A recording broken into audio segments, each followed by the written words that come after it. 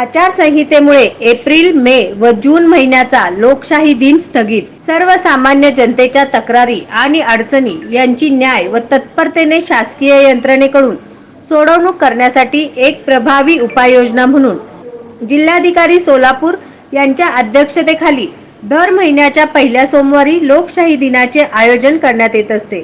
परंतु माननीय भारत निवडणूक आयोगाने दिनांक 16 मार्च 2024 रोजीच्या प्रसिद्धी पत्रकान्वये लोकसभा सार्वत्रिक निवडणूक 2024 चा कार्यक्रम घोषित केला आहे.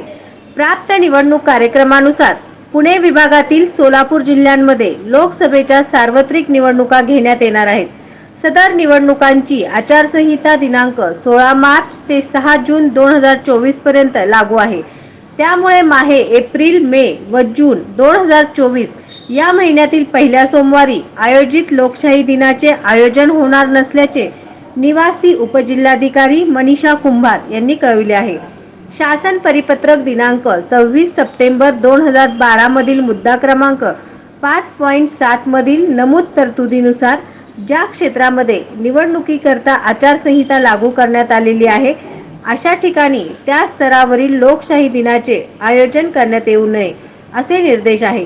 त्या अनुषंगाने आचारसंहिता कालावधीत माहे एप्रिल, मे व जून 2024 या महिन्यात लोकशाही दिनाचे आयोजन करण्यात येणार नसल्याचे निवासी उपजिल्हाधिकारी मनीषा कुंभार यांनी कळवले आहे. नवनवीन बातम्या पाहण्यासाठी SB न्यूज चॅनलला लाईक करा, शेअर करा, सबस्क्राईब करा.